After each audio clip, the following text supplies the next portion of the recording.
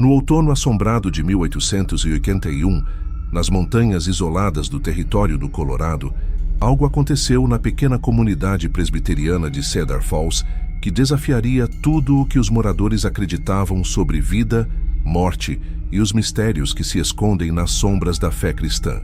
Um menino de 8 anos, chamado Ezekiel Morrison, começou a desenhar imagens macabras de eventos que ainda não haviam acontecido.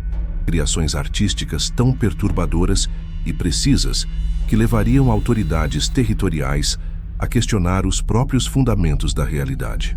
Os documentos foram selados por ordem federal e só vieram à luz em 1987, quando um historiador descobriu os arquivos em uma coleção particular em Denver. O que você está prestes a descobrir não é apenas mais uma história sobre crenças estranhas da época antiga. É um caso documentado que psiquiatras modernos ainda estudam em segredo, envolvendo uma criança cujos desenhos pareciam rasgar o véu entre o presente e um futuro sombrio e violento. As obras do menino foram preservadas por 34 testemunhas, incluindo um investigador federal que arriscou sua carreira para documentar este caso singular. Os arquivos territoriais do Colorado continham depoimentos de ministros, médicos e até mesmo um juiz federal que investigou alegações de fraude apenas para concluir que algo genuinamente inexplicável estava ocorrendo naquela comunidade montanhosa remota. Antes de continuarmos com a história de Ezekiel Morrison e o mistério que dividiu Cedar Falls, este canal não é para todos, apenas para aqueles corajosos o suficiente para descobrir os segredos mais sombrios da história americana. Se você está pronto para explorar mistérios que a ciência ainda não consegue resolver, aperte o botão de inscrever-se e nos diga nos comentários de que estado você está assistindo. Poucos canais ousam contar as histórias que contamos aqui. E se você chegou até aqui, você não é como a maioria das pessoas. Agora vamos mergulhar nos eventos arrepiantes que começaram em uma manhã nebulosa de setembro de 1881.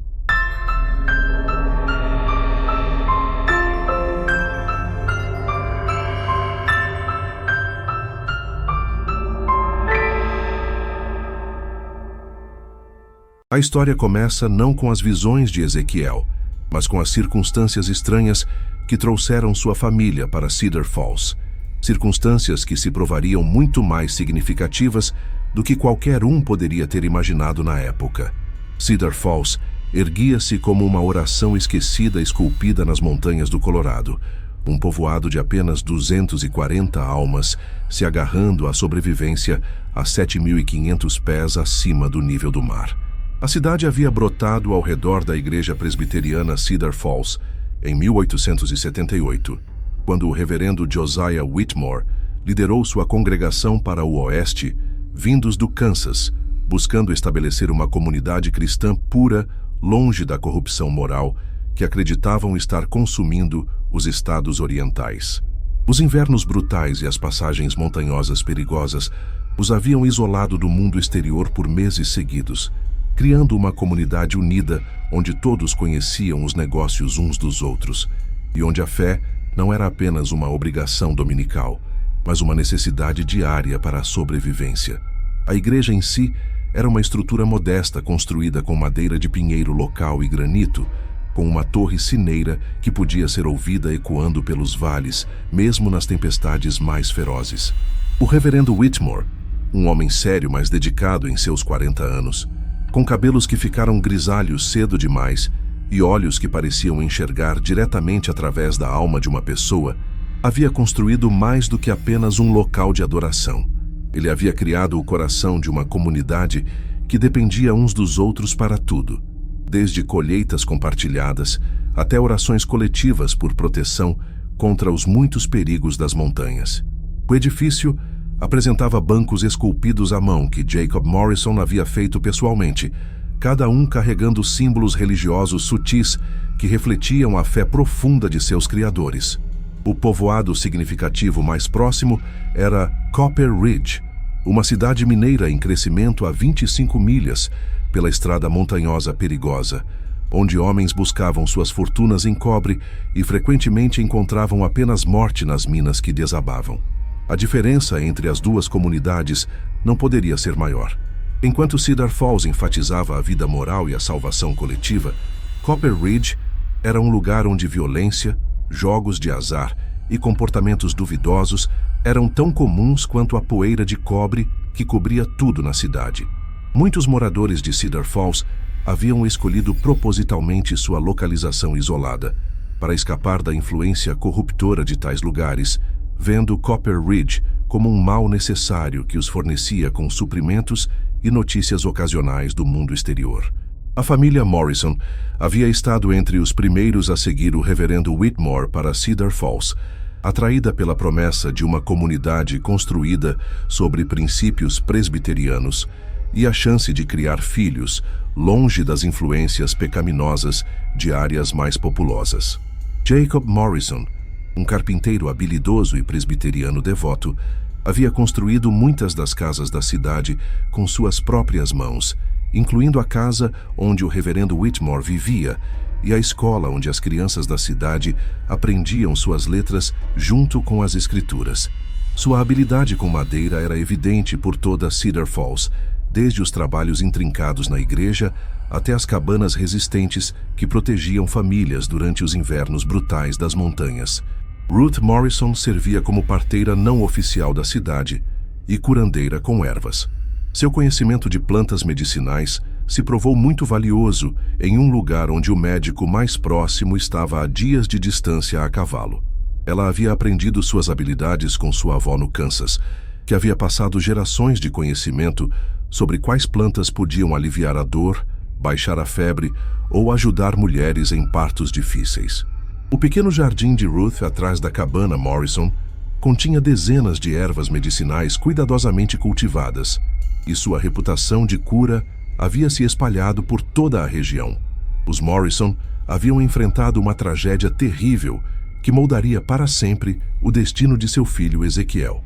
Seu primeiro filho, Thomas, havia morrido aos 5 anos em circunstâncias que a família nunca discutia publicamente, mas que havia deixado cicatrizes profundas em suas almas. Foi apenas 3 anos depois dessa perda devastadora que Ezequiel nasceu, e desde o momento de seu nascimento, ele demonstrava características que inquietavam profundamente seus pais. O menino havia nascido durante uma tempestade elétrica particularmente violenta que havia atingido Cedar Falls com força incomum. Ruth, mais tarde, descreveria o parto como diferente de qualquer outro que havia presenciado, marcado por sinais estranhos que ela interpretou como avisos de um destino incomum para a criança. Ezequiel desenvolveu-se como um menino sério, com cabelos escuros e olhos azul-acinzentados que pareciam absorver tudo ao seu redor com uma intensidade perturbadora. Desde muito pequeno, Ezequiel mostrava comportamentos que preocupavam seus pais. Ele passava horas desenhando em qualquer superfície disponível, usando carvão, terra ou até mesmo gravetos para criar imagens que Ruth não conseguia compreender. Os desenhos não eram típicos de uma criança normal. Não mostravam casas simples, animais ou famílias sorridentes. Em vez disso, Ezequiel criava imagens sombrias e complexas que pareciam retratar cenas de violência e morte com um detalhamento impossível para sua idade. As outras crianças de Cedar Falls achavam Ezequiel estranho, mas não hostil. Ele tinha um talento particular para encontrar objetos perdidos e uma habilidade estranha de saber quando alguém na comunidade estava doente ou em perigo, aparecendo frequentemente na porta das pessoas com o saco de medicamentos de sua mãe antes mesmo que ela fosse chamada. Essas habilidades fizeram Ezequiel popular entre os adultos da cidade, mas também criaram uma certa distância entre ele e as outras crianças. Ruth frequentemente brincava que Ezequiel havia sido abençoado com visão espiritual, embora ela nunca imaginasse quão literalmente proféticas essas palavras se mostrariam. À medida que Ezequiel crescia, suas habilidades incomuns se tornavam mais pronunciadas. Ele podia prever mudanças no tempo, frequentemente avisando seus pais sobre tempestades que se aproximavam horas antes das nuvens aparecerem. Ele parecia saber instintivamente quais animais selvagens eram perigosos e quais eram seguros para se aproximar, um conhecimento que o mantinha seguro durante suas explorações solitárias das florestas montanhosas. Mais notavelmente, ele podia sentir quando alguém na comunidade estava gravemente doente, frequentemente aparecendo em suas portas com remédios de ervas antes mesmo que os sintomas se manifestassem completamente. Essas habilidades renderam a Ezequiel uma reputação como uma criança especial, mas também criaram uma certa distância entre ele e outras crianças em Cedar Falls. Os pais apreciavam sua ajuda, mas às vezes ficavam inquietos com seu olhar intenso e sua tendência de saber coisas que não deveria saber. Ezequiel parecia consciente dessa distância e se tornou cada vez mais retraído conforme crescia, passando mais tempo sozinho nas florestas ao redor de Cedar Falls, onde se sentia mais confortável. O inverno de 1881 havia sido particularmente rigoroso, com neve caindo quase continuamente desde outubro. A comunidade estava isolada de Copper Ridge há mais de 3 meses, dependendo de provisões armazenadas e caçadas ocasionais bem-sucedidas. Foi durante este período de isolamento e dificuldade que as tensões estranhas no passado de Ezequiel finalmente surfiriam de uma forma que mudaria tudo. O que começou como desenhos perturbadores logo se transformaria em algo muito mais sinistro e impossível de ignorar. A verdadeira natureza dos talentos de Ezequiel estava prestes a se revelar de uma maneira que testaria a fé de toda a comunidade e questionaria os próprios limites da realidade humana. 15 de setembro de 1881 amanheceu com o tipo de clareza montanhosa que fazia os picos distantes parecerem próximos o suficiente para tocar, e cada som carregava por milhas através do ar fino. A noite anterior havia trazido um daqueles silêncios profundos que só ocorrem no inverno rigoroso, em grandes altitudes, quando o frio é tão intenso que até mesmo os sons noturnos usuais da floresta são abafados em submissão.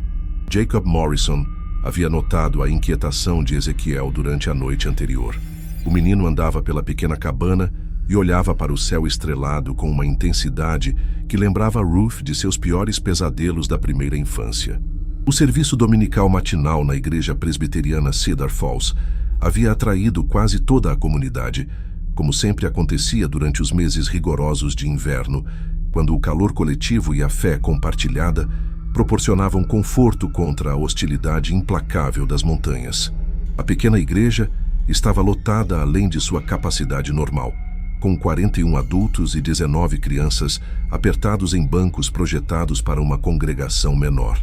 O ar interno estava espesso, com o cheiro de roupas de lã, fumaça de madeira do fogão barrigudo e o aroma persistente da resina de pinheiro que Jacob Morrison havia usado para vedar as janelas contra as correntes de ar do inverno.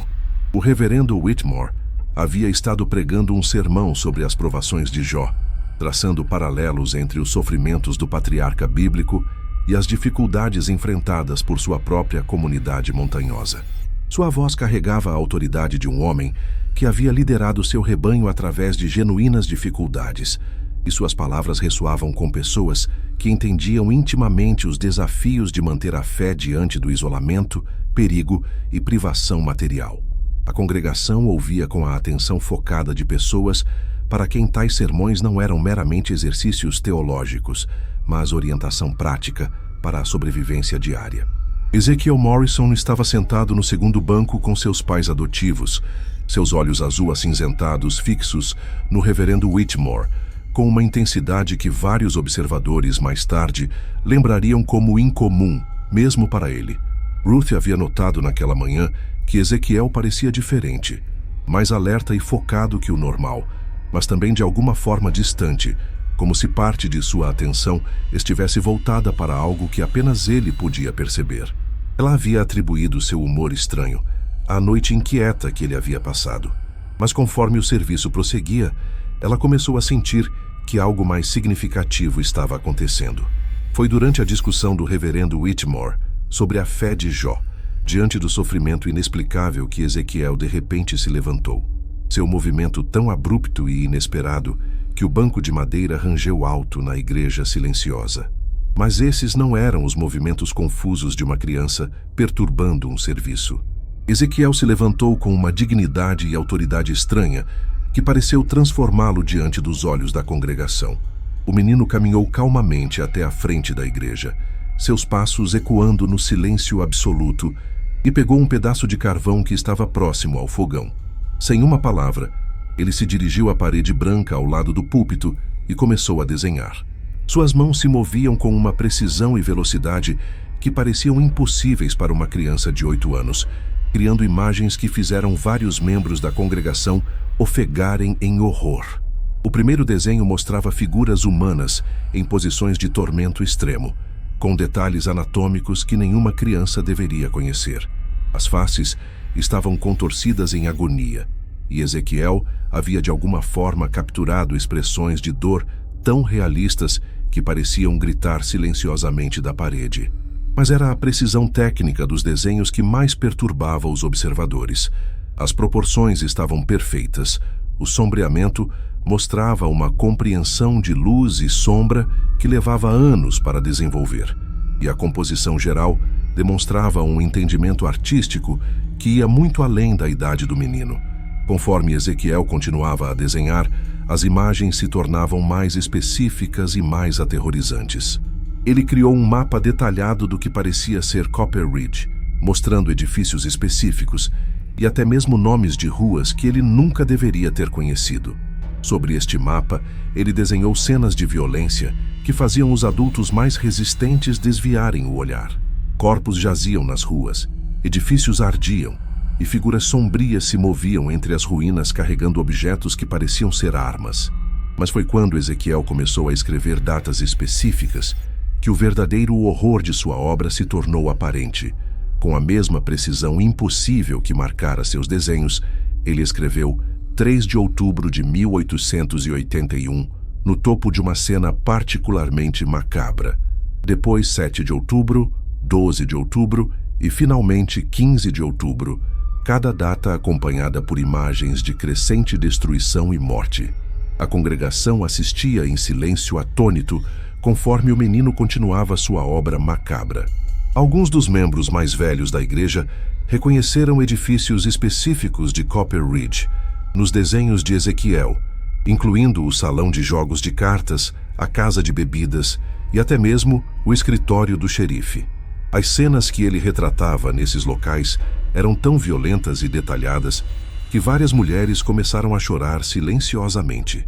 Elder Marcus Thornfield, um homem severo em seus 60 anos, que havia se nomeado o guardião moral da comunidade, finalmente encontrou sua voz. Que tipo de demônio possuiu esta criança? Ele gritou, sua voz tremendo de medo ou raiva. Nenhuma criança cristã cria tais imagens de morte e destruição a menos que tenha sido corrompida por influências malignas. Devemos expulsar este mal antes que se espalhe para nossas próprias crianças. Mas Martha Henley, cuja intuição sobre pessoas havia se provado notavelmente precisa ao longo dos anos, sentiu um arrepio de reconhecimento com as imagens de Ezequiel. Ela havia visitado Copper Ridge várias vezes e sabia sobre as tensões crescentes entre os mineiros e os proprietários das minas, os problemas com jogos de azar e dívidas que haviam levado a várias brigas violentas nas últimas semanas. Se havia alguma chance de que os desenhos do menino carregassem verdade, as datas que ele havia escrito estavam apenas semanas no futuro.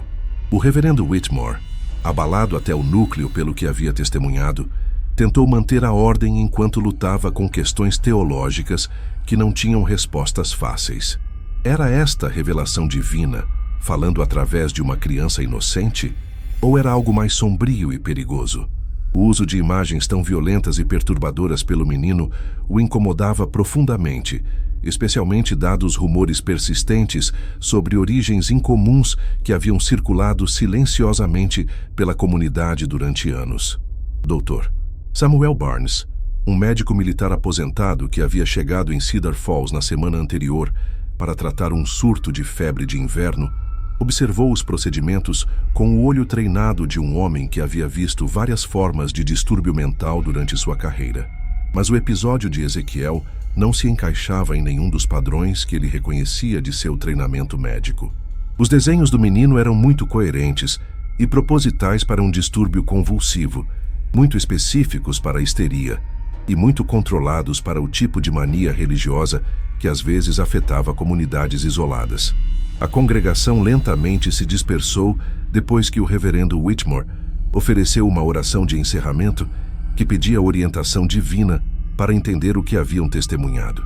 Mas as conversações continuaram bem entrada a noite, com vizinhos visitando as cabanas uns dos outros para discutir as implicações dos desenhos de Ezequiel.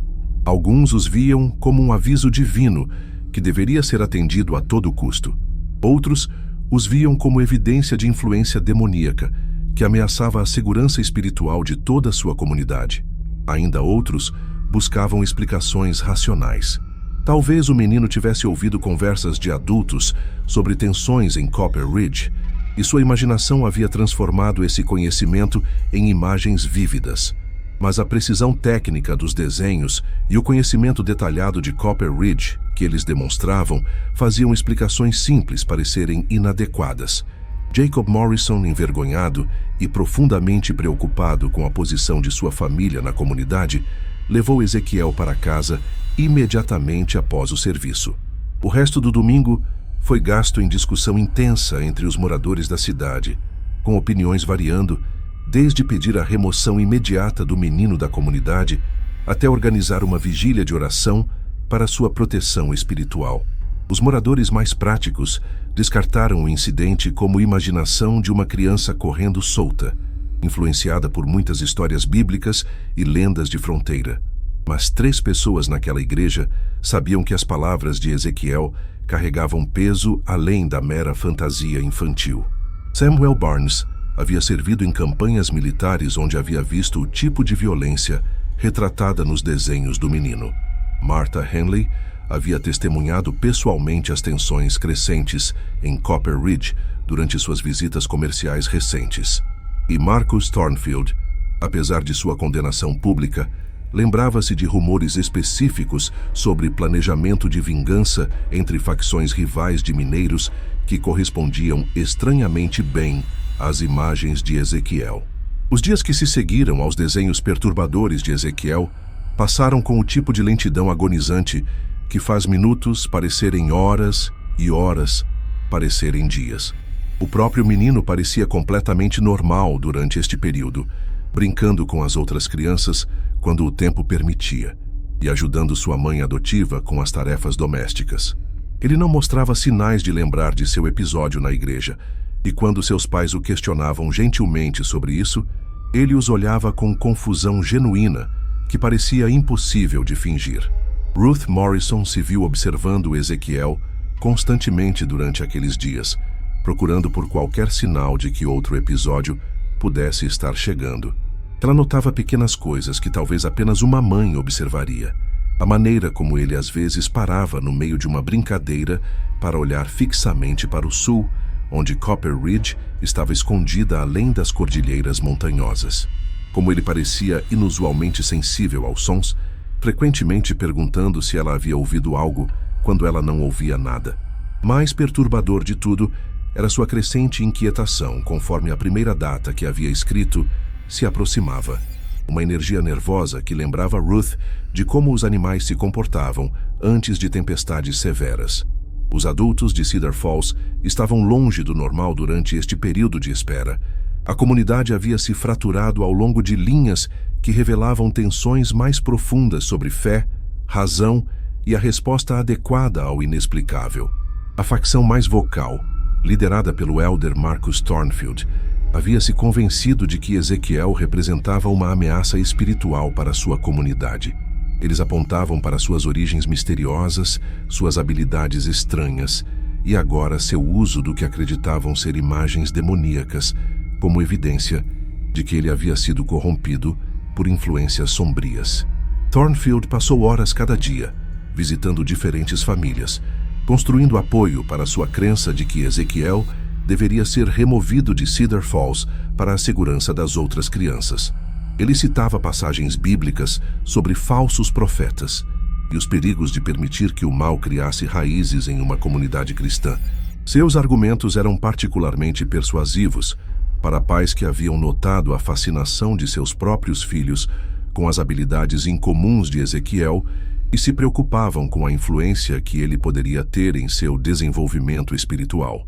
Um grupo menor, mas igualmente apaixonado, liderado por várias das mulheres da cidade, incluindo Martha Henley e Sarah Caldwell, via Ezequiel como um vaso para a revelação divina. Elas formaram círculos de oração que se reuniam em segredo, pedindo a Deus para proteger o menino e ajudar a comunidade a entender o significado de suas visões. Essas mulheres haviam sido mais afetadas pelo óbvio sofrimento de Ezequiel durante seu episódio, vendo nele não uma ameaça, mas uma criança que precisava de sua proteção e apoio. Sarah Caldwell, cujo próprio filho havia morrido em um acidente de mineração 4 anos antes, era particularmente vocal na defesa de Ezequiel. Ela argumentava que Deus frequentemente falava através de crianças e inocência, citando numerosos exemplos bíblicos. Sua defesa apaixonada do menino era parcialmente motivada por sua própria dor e sua esperança desesperada de que talvez a intervenção divina pudesse prevenir outras famílias de experimentar a perda que ela havia suportado. A maioria dos moradores da cidade se encontrava entre esses extremos, incerta sobre o que acreditar, mas relutante em descartar o incidente inteiramente. O isolamento de sua comunidade montanhosa os havia tornado agudamente conscientes de sua dependência uns dos outros e de forças além de seu controle. Em tal ambiente, a possibilidade de profecia parecia menos absurda do que poderia ter parecido em um cenário mais conectado e moderno. Dr. Samuel Barnes, o médico militar aposentado, havia estendido sua estadia em Cedar Falls, parcialmente por curiosidade médica sobre a condição de Ezequiel, e parcialmente porque o tempo de inverno tornava as viagens perigosas. Ele passou um tempo considerável observando o menino, procurando por sinais de epilepsia, histeria ou outras condições que pudessem explicar seu episódio incomum. Mas Ezequiel parecia estar em perfeita saúde, não mostrando nenhum dos sinais reveladores de distúrbio neurológico que Barnes havia aprendido a reconhecer durante seu treinamento médico. As observações de Barnes revelaram alguns detalhes interessantes sobre o histórico de Ezequiel. O menino mostrava conhecimento incomum de plantas medicinais e remédios naturais, frequentemente ajudando sua mãe adotiva a preparar tratamentos para vizinhos doentes. Ele possuía uma habilidade assombrosa de prever mudanças climáticas, frequentemente avisando sobre tempestades horas antes de chegarem.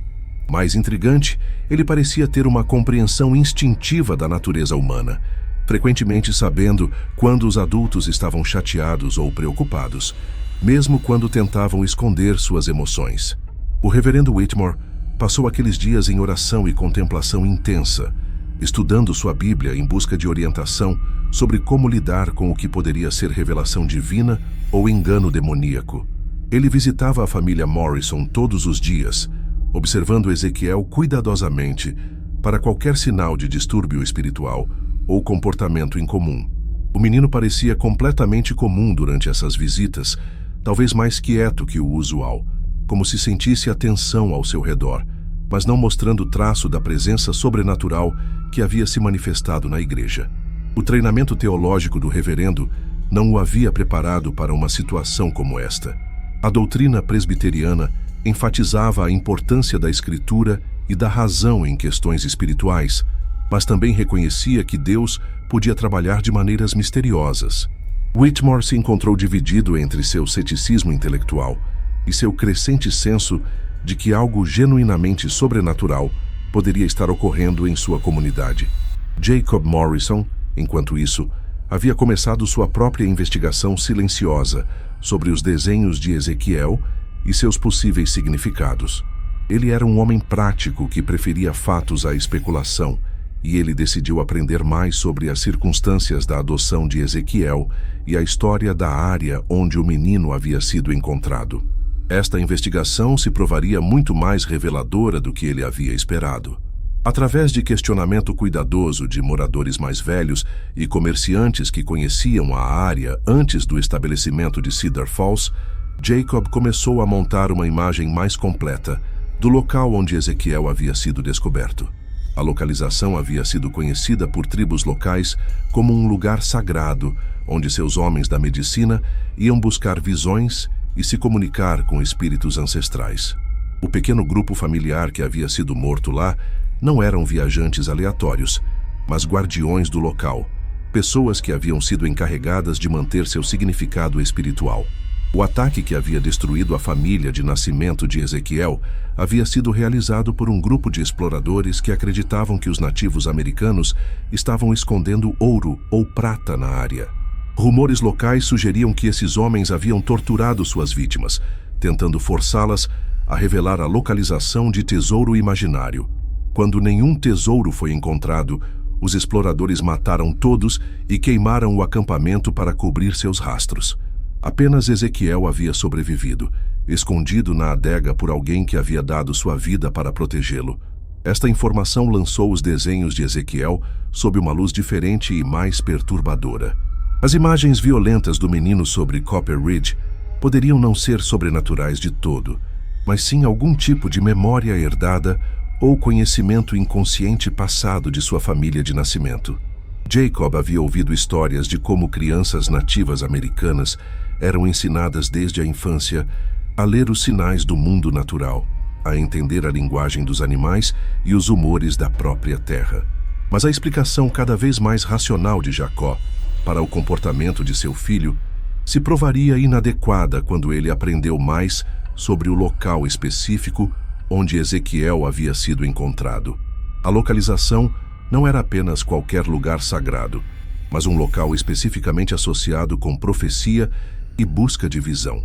De acordo com a tradição tribal, crianças nascidas em tais locais frequentemente possuíam habilidades incomuns, dons que lhes permitiam ver além dos limites normais de tempo e espaço. Mais perturbador ainda era o que Jacob aprendeu sobre o momento do ataque que havia deixado Ezequiel órfão.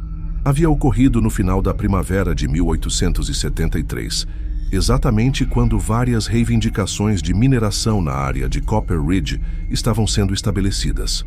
Os exploradores que haviam matado a família de Ezequiel estavam trabalhando para investidores que mais tarde se tornariam proprietários das minas de Copper Ridge. A conexão entre o passado traumático de Ezequiel e seus desenhos sobre desastre de mineração parecia específica demais para ser mera coincidência.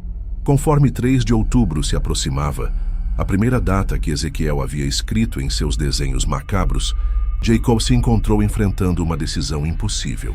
Deveria ele confiar no dom sobrenatural de seu filho e enviar um aviso para Copper Ridge, arriscando ridículo e potencialmente acusações perigosas de fraude? Ou deveria ele manter silêncio e esperar que as imagens do menino fossem nada mais que o produto de uma imaginação superestimulada, combinada com conhecimento inconscientemente absorvido sobre tensões de mineração? A decisão seria finalmente tirada de suas mãos por eventos que nenhum deles poderia ter previsto.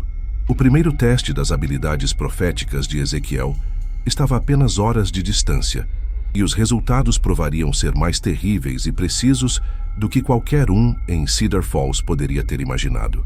A comunidade estava prestes a descobrir que algumas verdades são pesadas demais para serem carregadas e que o conhecimento do futuro pode ser tanto uma maldição quanto uma bênção. 3 de outubro de 1881 amanheceu com uma névoa densa que se agarrava às montanhas como um sudário, criando uma atmosfera sombria que parecia ecoar os medos não expressos de toda a comunidade Cedar Falls. O ar estava carregado com aquela qualidade pesada que frequentemente precede eventos significativos, e mesmo os moradores mais céticos se encontraram verificando suas armas e suprimentos com cuidado incomum. Ezequiel havia passado a noite anterior em um estado de agitação extrema, acordando várias vezes gritando sobre o sangue nas ruas e as chamas que devoram os pecadores. Ruth Morrison mal havia dormido, sentada ao lado da cama de seu filho adotivo e tentando acalmá-lo através de pesadelos que pareciam mais reais que sonhos. O menino murmurava constantemente durante o sono, palavras fragmentadas sobre violência e morte, que correspondiam estranhamente às imagens que ele havia desenhado na parede da igreja. Mais perturbador ainda, ele começou a mencionar nomes específicos de pessoas que viviam em Copper Ridge, indivíduos que a família Morrison nunca havia encontrado pessoalmente. Jacob Morrison havia tomado uma decisão que o atormentaria pelo resto de sua vida. Incapaz de ignorar a especificidade dos desenhos de seu filho e a proximidade da data profetizada, ele havia escrito uma carta de aviso para o xerife de Copper Ridge, tentando encontrar palavras que alertassem sobre perigo potencial, sem soar como um homem enlouquecido pelo isolamento montanhoso. A carta que ele havia confiado a um comerciante viajante 3 dias antes simplesmente alertava sobre tensões crescentes e possível violência, baseada em informações preocupantes recebidas por um morador de Cedar Falls. O comerciante, um homem prático chamado William Hayes, que havia negociado entre as duas comunidades por anos, havia concordado em entregar a mensagem, embora claramente considerasse o aviso vago demais para ser levado a sério. Hayes conhecia as tensões em Copper Ridge pessoalmente, tendo testemunhado várias brigas violentas entre facções rivais de mineiros durante suas visitas comerciais recentes. Mas a ideia de que uma criança de 8 anos pudesse prever eventos específicos parecia absurda demais para merecer consideração séria. Enquanto isso, em Copper Ridge, as tensões que Ezequiel havia retratado em seus desenhos estavam de fato chegando a um ponto de ebulição. A cidade mineira havia sido dividida por uma disputa amarga entre 2 grupos de trabalhadores, uma facção liderada por um irlandês imponente chamado Patrick O'Malley e outra comandada por um mineiro veterano alemão chamado Klaus Weber. A disputa havia começado sobre direitos de mineração e escalado para incluir questões de nacionalidade, religião e lealdades pessoais que dividiam famílias e destruíam amizades de longa data.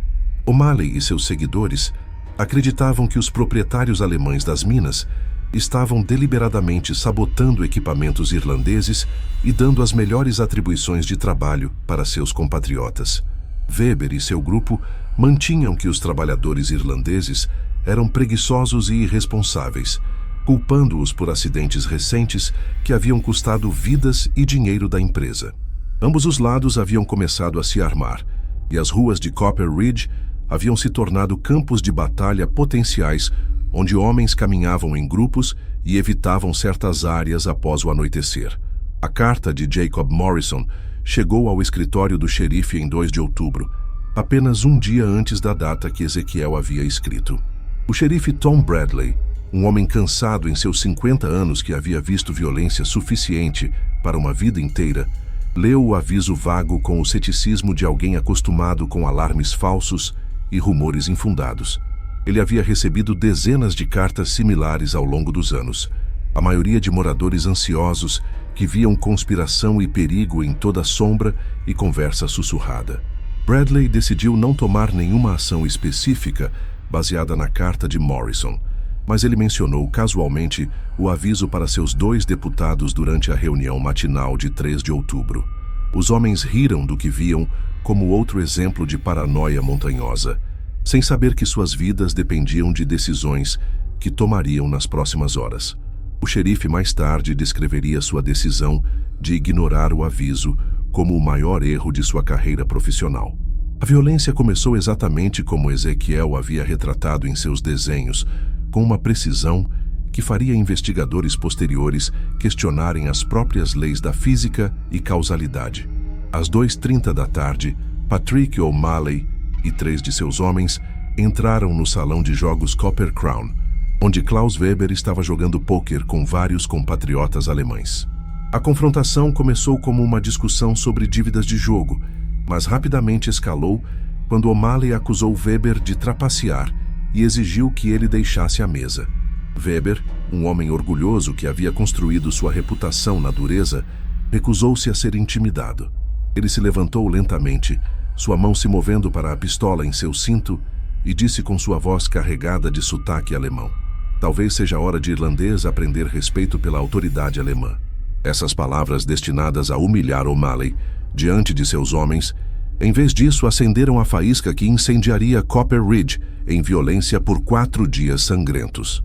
O'Malley sacou sua arma primeiro, mas Weber era mais rápido do que sua idade sugeria. Ambos os homens dispararam simultaneamente através da mesa de pôquer, suas balas se encontrando em pleno ar antes de ricochetearem em direções opostas. O'Malley caiu morto instantaneamente, uma bala alemã através de seu coração, enquanto Weber desabou com um ferimento no peito que o deixaria agonizando por 6 horas antes de finalmente sucumbir. A morte dos 2 líderes faccionais não trouxe paz para Copper Ridge. Em vez disso, ela desencadeou exatamente o tipo de violência sectária que Ezequiel havia desenhado com detalhes perturbadores. Os homens de O'Malley, enfurecidos pela morte de seu líder, atacaram qualquer pessoa com sotaque alemão que puderam encontrar. Os compatriotas de Weber retaliaram buscando vingança contra a população irlandesa. Em questão de horas, Copper Ridge se tornou uma zona de guerra onde nacionalidade determinava se você era predador ou presa. Os desenhos de Ezequiel haviam mostrado edifícios específicos em chamas, e esses edifícios começaram a queimar exatamente como ele havia retratado. O armazém alemão foi incendiado pelos seguidores de O'Malley às 4h15 da tarde. A taverna irlandesa foi destruída por alemães vingadores às 6h30. A casa de pensão onde muitos trabalhadores solteiros viviam foi queimada até o chão por uma multidão mista que culpava uns aos outros pela escalada da violência. Mais perturbador ainda era a precisão com que Ezequiel havia previsto mortes específicas. Ele havia desenhado um homem barbudo caindo de uma janela do segundo andar, e às 7h20 da tarde, Hans Müller foi empurrado através da janela da pensão em chamas por atacantes irlandeses. O menino havia retratado uma mulher sendo pisoteada por uma multidão, e Maria O'Connor morreu exatamente dessa forma quando tentou proteger sua loja de saqueadores alemães. O xerife Bradley e seus deputados se encontraram completamente sobrecarregados pela escala e intensidade da violência. 3 homens não poderiam controlar centenas de mineiros enfurecidos que haviam transformado sua cidade em um campo de batalha. Bradley enviou mensagens desesperadas pedindo ajuda às comunidades vizinhas, mas as estradas montanhosas tornavam a assistência rápida impossível. Copper Ridge teria que sangrar até se esgotar antes que a ordem pudesse ser restaurada. Conforme a noite caía sobre a cidade em chamas, os sobreviventes começaram a perceber que estavam testemunhando algo além da violência comum de fronteira. A precisão com que os eventos correspondiam aos rumores sobre desenhos proféticos de uma criança em Cedar Falls criou uma sensação de destino inevitável, e fez mesmo os homens mais duros questionarem se estavam participando de eventos que haviam sido predeterminados por forças além de sua compreensão. Dr. Samuel Barnes, que havia viajado para Copper Ridge naquela manhã para tratar um mineiro ferido, se encontrou preso na cidade durante o início da violência.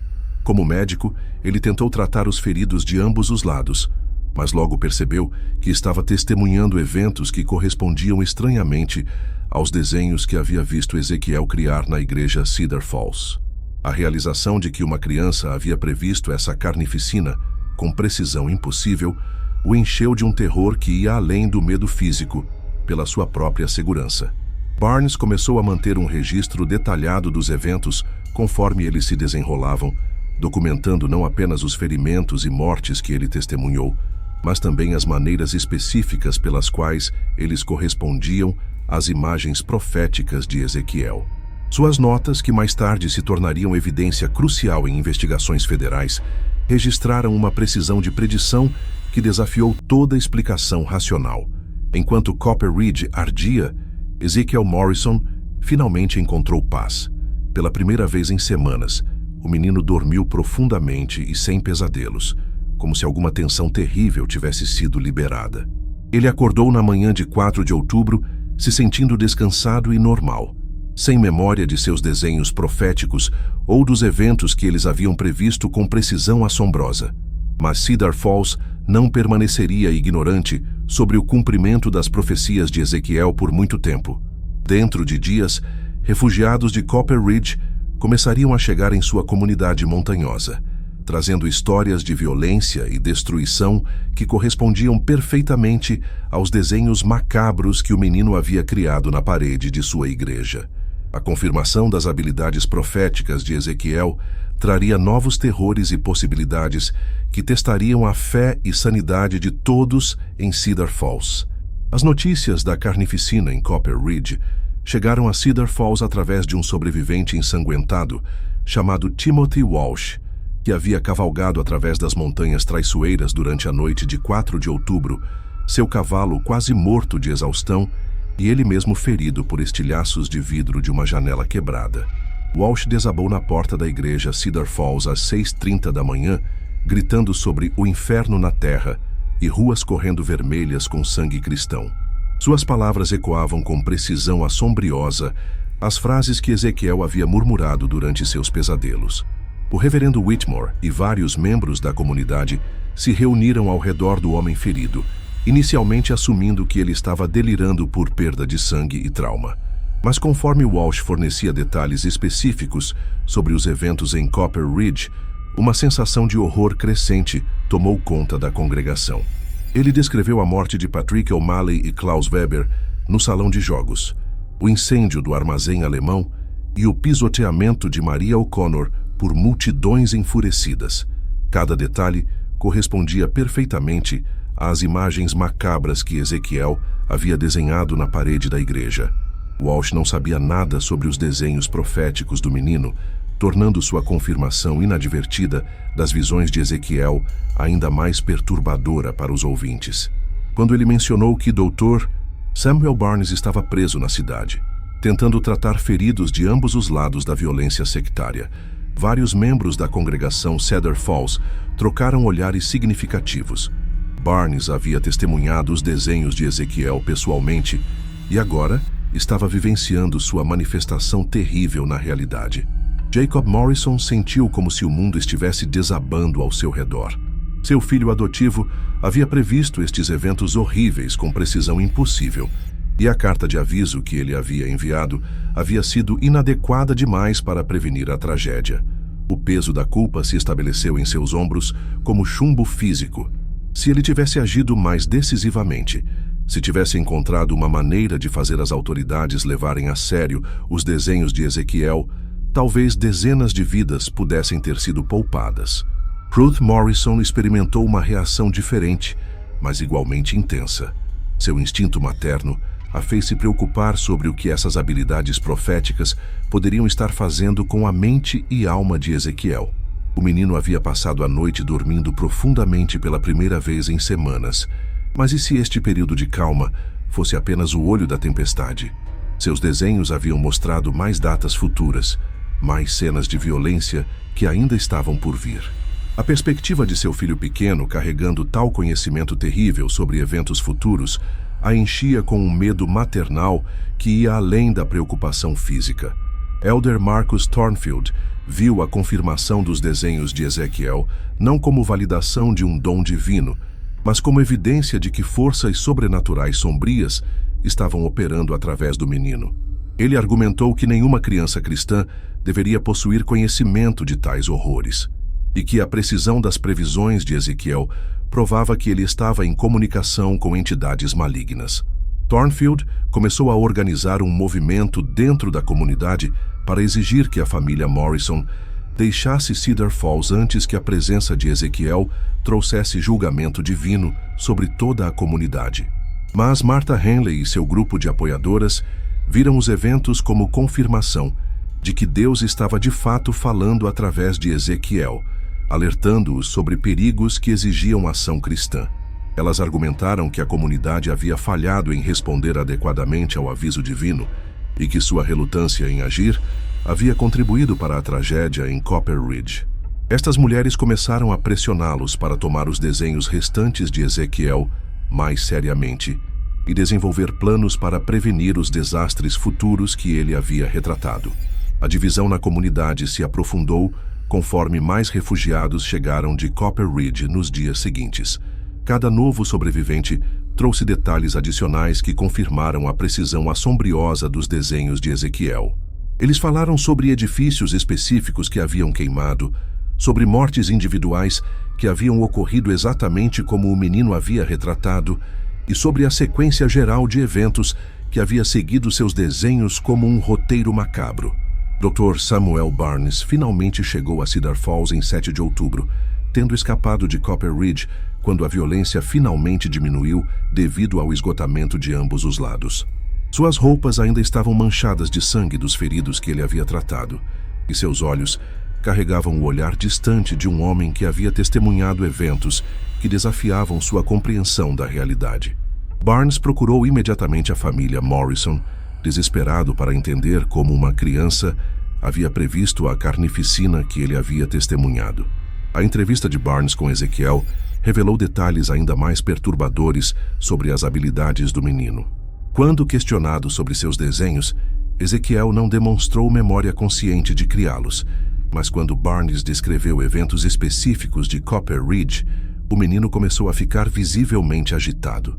Ele falou sobre ver as pessoas machucadas e sentir a dor delas, sugerindo que suas visões não eram apenas imagens visuais, mas experiências sensoriais completas que incluíam o sofrimento físico e emocional das vítimas. Mais perturbador ainda, Ezequiel começou a falar sobre as datas futuras que havia escrito em seus desenhos. 7 de outubro havia passado sem incidente, mas ele expressou crescente ansiedade sobre 12 de outubro e especialmente sobre 15 de outubro, a data final que havia incluído em suas visões. Quando Barnes perguntou o que ele esperava que acontecesse nessas datas, Ezequiel apenas disse que o sangue ainda não havia terminado de correr e que os homens ruins ainda tinham trabalho para fazer. Barnes começou uma investigação médica intensiva das habilidades de Ezequiel, procurando explicações neurológicas para fenômenos que pareciam desafiar as leis naturais. Ele examinou o menino em busca de sinais de epilepsia do lobo temporal, uma condição que às vezes produzia experiências que pareciam proféticas. Ele testou sua visão e audição para anomalias que pudessem permitir percepção sensorial aumentada. Ele até mesmo conduziu experimentos simples para ver se Ezequiel podia demonstrar habilidades psíquicas sob condições controladas. Os resultados foram inconclusivos, mas intrigantes. Ezequiel mostrava atividade neural incomum durante estados de relaxamento profundo, mas nada que correspondesse a padrões de convulsão conhecidos.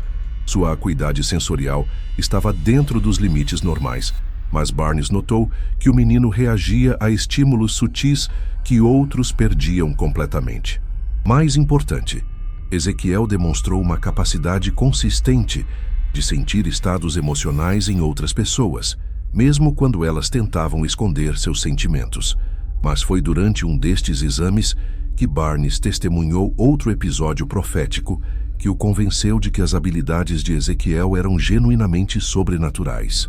Em 10 de outubro, enquanto o médico testava os reflexos do menino, Ezequiel de repente se tornou rígido e seus olhos assumiram aquela qualidade distante e focada que havia marcado seu episódio original na igreja. Sem aviso, ele agarrou a mão de Barnes e falou em uma voz que carregava harmonias estranhas, que pareciam ecoar de algum lugar, além da realidade física.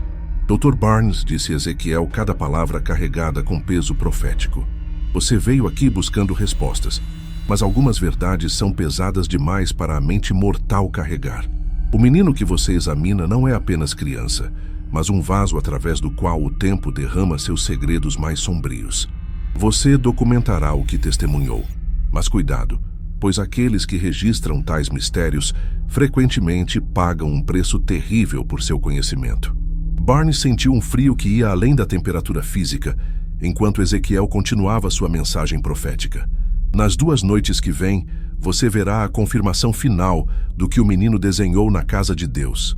Mas depois disso, o dom será quebrado e Ezequiel retornará à infância normal, carregando apenas fragmentos de memórias dos horrores que ele previu. O preço do conhecimento profético é alto demais para qualquer criança pagar por muito tempo. O episódio terminou tão abruptamente quanto havia começado, deixando Ezequiel confuso e exausto. Mas suas palavras sobre eventos nas 2 noites que vêm se referiram claramente às datas finais que ele havia escrito em seus desenhos, 12 e 15 de outubro. Barnes percebeu que estava prestes a testemunhar os eventos culminantes das visões de Ezequiel e que estas experiências finais, de alguma forma, marcariam o fim das habilidades proféticas do menino. A comunidade Cedar Falls se preparou para as datas finais com uma mistura de terror e fascínio mórbida. Alguns membros organizaram vigílias de oração, pedindo proteção divina dos horrores que estavam por vir. Outros fizeram planos de evacuação, caso a violência se espalhasse de Copper Ridge para sua própria comunidade montanhosa. Muitos simplesmente esperaram em silêncio ansioso, sabendo que estavam prestes a testemunhar eventos que testariam todos os limites de sua compreensão sobre a natureza da realidade e as possibilidades da consciência humana. O destino de Ezekiel Morrison e o mistério de suas habilidades proféticas estavam prestes a alcançar uma conclusão que seria tanto reveladora quanto trágica. Os eventos finais provariam que algumas verdades sobre o futuro vêm com um custo que nenhuma criança deveria ser forçada a pagar, e que o conhecimento dos horrores por vir pode ser tanto uma maldição quanto um dom divino. 12 de outubro de 1881 chegou com uma quietude sobrenatural que fez até mesmo os pássaros parecerem relutantes em cantar. Cedar Falls acordou para um silêncio tão profundo que parecia ter substância física, quebrado apenas pelo som distante de cavalos se aproximando pelas trilhas montanhosas. A comunidade havia passado os 2 dias anteriores em estado de tensão crescente, sabendo que as datas finais dos desenhos proféticos de Ezequiel estavam finalmente chegando. O próprio menino havia passado a noite anterior em estado de semiconsciência, murmurando constantemente sobre o fim do sangue e o preço final que deve ser pago. Os cavaleiros que chegaram naquela manhã traziam notícias que confirmariam as últimas previsões macabras de Ezequiel com precisão e desafiava toda a explicação racional. Marshal Federal James Crawford havia cavalgado de Denver com uma pequena força de homens da lei, após receber relatórios telegráficos sobre a violência em Copper Ridge. Sua investigação preliminar havia revelado evidências de que a carnificina não havia sido espontânea, mas cuidadosamente orquestrada por interesses externos que lucrariam com a destruição da comunidade mineira. Crawford trouxe documentos que mostravam como investidores de fora haviam deliberadamente alimentado as tensões entre irlandeses e alemães, fornecendo armas para ambos os lados e espalhando rumores destinados a incitar violência. O objetivo havia sido forçar a venda das minas de cobre a preços drasticamente reduzidos, permitindo que um sindicato de Denver comprasse as operações por uma fração de seu valor real. A carnificina que Ezequiel havia previsto não era apenas explosão de ódio sectário, mas genocídio econômico cuidadosamente planejado. Mas foi quando Crawford descreveu os eventos de 11 de outubro, a noite anterior, que a verdadeira precisão das visões de Ezequiel se tornou inegável. Exatamente como o menino havia desenhado, um grupo de homens armados havia chegado a Copper Ridge para limpar os sobreviventes que poderiam testemunhar sobre a manipulação externa. Estes assassinos, disfarçados como vigilantes trazendo justiça, haviam sistematicamente executado líderes de ambas as facções que ainda estavam vivos, eliminando qualquer pessoa que pudesse expor o verdadeiro motivo por trás da violência. Crawford havia chegado a Copper Ridge durante estes assassinatos finais, encontrando a cidade literalmente correndo com sangue fresco. Sua descrição dos corpos nas ruas, dos edifícios ainda fumegando e da disposição específica dos mortos correspondia perfeitamente aos desenhos mais detalhados que Ezequiel havia criado na parede da igreja. O marshal federal, um homem que havia visto violência em campos de batalha da Guerra Civil, admitiu que nunca havia testemunhado carnificina tão sistemática e completa. Dr. Samuel Barnes ouviu o relatório de Crawford com fascínio científico e horror crescente. Cada detalhe confirmava não apenas a precisão das visões de Ezequiel, mas também sua compreensão aparente das motivações complexas por trás dos eventos. O menino havia de alguma forma percebido não apenas o que aconteceria, mas por que aconteceria, vendo através da violência superficial para as manipulações econômicas que a impulsionavam. Mas foi durante a descrição de Crawford dos eventos de 12 de outubro que o verdadeiro custo das habilidades proféticas de Ezequiel se tornou aparente. Conforme o marshal falava sobre a chegada de mais investigadores federais a Copper Ridge, Ezequiel começou a mostrar sinais de extremo sofrimento físico. O menino desenvolveu uma febre alta, que não respondia a tratamentos convencionais, e começou a experimentar convulsões que pareciam sincronizadas com os momentos em que Crawford descrevia cenas particularmente violentas. Barnes percebeu que estava testemunhando algo além de doença física. As habilidades proféticas de Ezequiel pareciam estar literalmente consumindo-o por dentro, queimando através de sua jovem mente como fogo através de papel seco. Cada visão que se manifestava na realidade extraía um preço terrível do menino que as havia previsto, como se o universo exigisse pagamento por conhecimento que os humanos não deveriam possuir. Ruth Morrison passou aquele dia ao lado da cama de seu filho, observando-o lutar contra forças que ela não podia compreender ou combater. Ezequiel alternava entre períodos de febre delirante, durante os quais ele gritava sobre cenas de violência que ninguém mais podia ver, e momentos de clareza assombria, durante os quais ele parecia carregar o peso de conhecimento terrível demais para sua idade. Durante um destes momentos lúcidos, ele segurou a mão de sua mãe adotiva e sussurrou palavras que ela nunca esqueceria. "Mãe Ruth", disse ele com uma voz que parecia vir de muito mais longe que sua garganta de 8 anos, "eu posso ver o final agora. Amanhã, quando o sol se põe, o sangue finalmente parará de correr. Mas o preço por este conhecimento é alto demais. O menino que desenhou essas imagens terríveis não sobreviverá para ver sua própria infância. O dom está me consumindo por dentro, e só há uma maneira de quebrar o ciclo." As palavras de Ezequiel enviaram um arrepio de terror através de todos que as ouviram. A implicação era clara. Suas habilidades proféticas não eram apenas uma bênção ou maldição, mas uma força parasitária que estava literalmente devorando sua força vital. O menino havia previsto sua própria morte como o preço final por conhecimento que nenhuma criança deveria carregar. Dr. Barnes trabalhou febrilmente durante a noite de 12 de outubro, tentando encontrar alguma maneira médica de aliviar o sofrimento de Ezequiel. Mas seus instrumentos e medicamentos pareciam inadequados contra forças que operavam além dos limites da ciência compreendida. O menino estava morrendo não de doença física, mas de sobrecarga psíquica e espiritual que nenhum tratamento convencional podia abordar. 15 de outubro amanheceu com uma beleza cruel que contrastava violentamente com a tragédia humana se desenrolando em Cedar Falls. O céu estava de um azul perfeito, sem nuvens, e as montanhas brilhavam com neve fresca que havia caído durante a noite. Ezequiel havia passado as horas da madrugada em estado de tranquilidade estranha, como se finalmente tivesse encontrado paz após semanas de tormento profético. Conforme o dia progrediu, notícias chegaram confirmando os eventos finais que Ezequiel havia previsto. Os conspiradores por trás da violência em Copper Ridge haviam sido presos pela investigação federal de Crawford, suas manipulações expostas e sua propriedade das minas invalidada.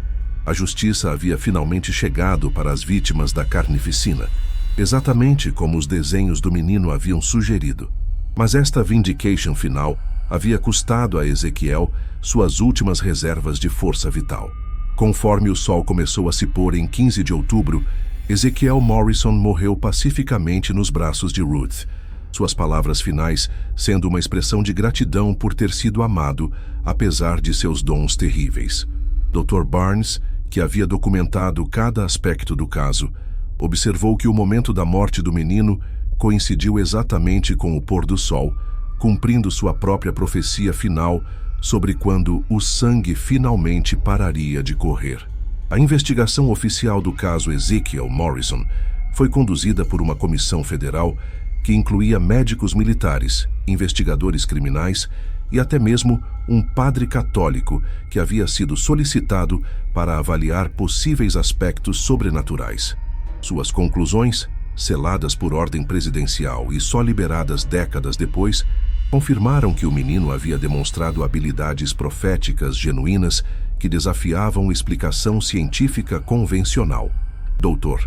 Barnes submeteu um relatório médico detalhado que documentava cada aspecto das habilidades de Ezequiel, incluindo as evidências físicas de que suas visões haviam extraído um custo fisiológico mensurável. Ele teorizou que certas formas de trauma psicológico extremo poderiam desbloquear capacidades latentes da mente humana, mas admitiu que suas observações levantavam mais questões do que respondiam sobre a natureza da consciência e percepção. Marshall Crawford arquivou documentos legais que confirmavam que as previsões de Ezequiel sobre a conspiração por trás da violência em Copper Ridge haviam sido completamente precisas. O menino havia de alguma forma percebido não apenas eventos futuros, mas as motivações complexas e maquinações secretas que os impulsionariam. Esta compreensão ia além da simples precognição para algo que parecia próximo da omnisciência limitada.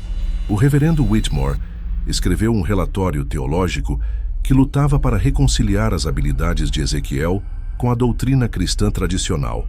Ele concluiu que o menino havia sido um vaso para a revelação divina, mas que o preço por tal conhecimento havia sido deliberadamente tornado insustentável para proteger a humanidade dos perigos de saber demais sobre o futuro. Em sua opinião, a morte de Ezequiel havia sido um ato de misericórdia divina, tanto quanto tragédia humana. A comunidade Cedar Falls nunca se recuperou completamente da perda de Ezekiel Morrison. Muitas famílias deixaram a área, incapazes de viver com as memórias do que haviam testemunhado. Aqueles que permaneceram raramente falavam sobre os eventos de outubro de 1881, transmitindo a história apenas através de fragmentos sussurrados e avisos vagas para gerações futuras. Jacob e Ruth Morrison enterraram seu filho adotivo no cemitério Cedar Falls sob uma lápide simples que não mencionava suas habilidades proféticas.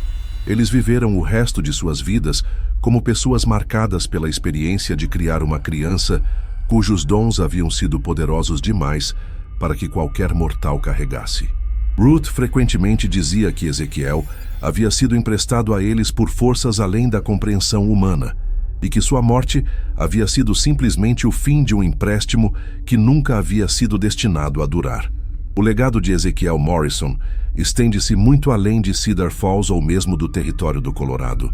Seu caso se tornou leitura obrigatória em escolas médicas militares, onde foi estudado como exemplo de como o trauma extremo pode produzir alterações neurológicas que parecem sobrenaturais para observadores não treinados. Pesquisadores psiquiátricos posteriores encontraram em sua história evidência precoce para teorias sobre capacidades latentes da mente humana que poderiam ser desbloqueadas sob condições específicas. Mas talvez o impacto mais duradouro da história de Ezequiel seja sua demonstração de que algumas verdades sobre o futuro vêm com um preço alto demais para pagar. Suas habilidades proféticas salvaram vidas e expuseram injustiças, mas custaram-lhe sua própria infância e, finalmente, sua vida. O mistério de como uma criança de 8 anos podia prever eventos futuros com precisão impossível permanece sem resposta, lembrando-nos de que os limites da consciência humana podem estar muito além do que nossa ciência atual pode explicar. A questão permanece: quantas outras crianças ao longo da história possuíram dons similares, apenas para ter seus avisos descartados como imaginação ou suas habilidades destruídas pelo peso do conhecimento que carregavam? O caso de Ezequiel Morrison nos desafia a permanecer abertos para possibilidades que transcendem nossa compreensão atual, enquanto reconhecemos que algumas verdades podem ser pesadas demais para que qualquer pessoa carregue sozinha. O que você pensa sobre a história de Ezequiel Morrison? Suas habilidades eram resultado de trauma extremo e desenvolvimento neurológico único? Ou algo mais misterioso estava operando naquela comunidade montanhosa isolada do Colorado? Compartilhe seus pensamentos nos comentários abaixo e nos diga que teorias você tem sobre como uma criança poderia prever eventos futuros com precisão tão devastadora. Se você gostou desta história e quer mais casos que desafiam tudo o que você pensava saber sobre o mundo, inscreva-se em nosso canal, aperte o sininho de notificação e compartilhe este vídeo com alguém que ama mistérios não resolvidos. Até a próxima vez, continue questionando, continue explorando e lembre-se, a verdade frequentemente é mais estranha que a ficção. E às vezes, as histórias mais inacreditáveis são aquelas que realmente aconteceram.